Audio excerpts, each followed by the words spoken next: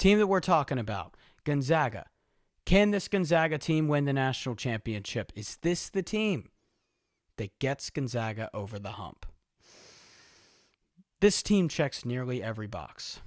Offensively, defensively, I mean, they're averaging 90 points per game. They're giving up 66 points per game. They're blowing teams out. There is, however, one box that's missing. They don't have that NBA guy. They don't have that three-level scorer to which Mark Few can say, look, the sets ain't working. We need you to get us a bucket. But I'm not going to say no. Gonzaga can't win the national title. I'm going to say if the season ended today, I would say no. But guys can develop. There's still lots of season left to be played. So let me tell you how they can reach that status. Gonzaga is playing against a bunch of West Coast teams, conference teams, who aren't as big as them, frankly. And because of that, no one can stop what they're doing.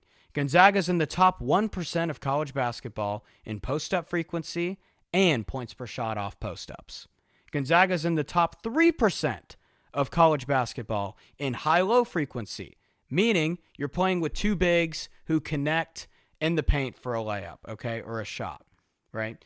They're in the top 30% of college basketball in inside out. When a big man gets doubled, frees up a wide open three. This whole offense is through their post players. How about their guards? Let me tell you this. Gonzaga is in the bottom 5% of college basketball in these three categories in terms of frequency, okay? Rim attacks, finishing off those. Rim attack and kicks, and pull-up dribble jumpers. Bottom 5% in all three of those. What's my point in all of this? Gonzaga has two guys who are responsible for 40% of their points this year. Graham Ike and Braden Huff. Everything is through those two guys. Gonzaga has one loss this year. I want to focus on it. Michigan. They lost by 40. 101-61.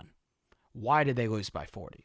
Because Michigan is one of the very few teams, Michigan and Arizona, and that might be it, that's bigger and better than Gonzaga in the front court.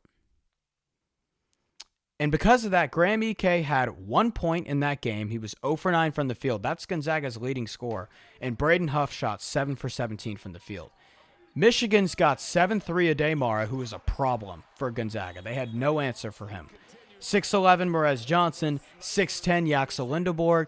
Those three guys made it extremely difficult for Gonzaga.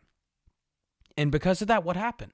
Gonzaga's main calling card on offense was neutralized, and you have to rely on your guards there. There's nothing they could do. So Michigan neutralized their one calling card. So what's my point here? Right now, if Gonzaga wants to be a national championship contender, they need to be multidimensional on offense. Not right now is my answer to them if they can win a title, but that doesn't mean they can't. Someone has got to develop into that guy for them, that three-level scorer. Tyon Grant Foster is a guy I'm looking at. He's having a solid season, 11 points, 50% from the field. You need him to be that 16, 17-point guy, okay? Mario St. Superi, the freshman, 46% from three. Adam Miller, kind of a heat check guy. Could he turn in from a heat check guy to a reliable three-level scorer? The tools are definitely there, but as of now, he hasn't shown it. Gonzaga needs one of those guys to reach an elite level to win a national championship. Otherwise, once they play a team that's bigger than them in March, they're going to have practically no answer.